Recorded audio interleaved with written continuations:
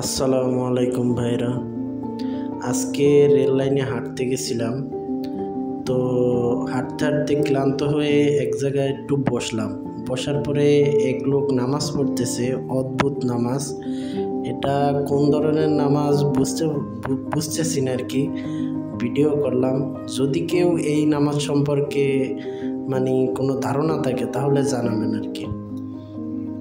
খুবই অদ্ভুত, শুধু হাত বাঁধতেছে আর রুকু করতেছে।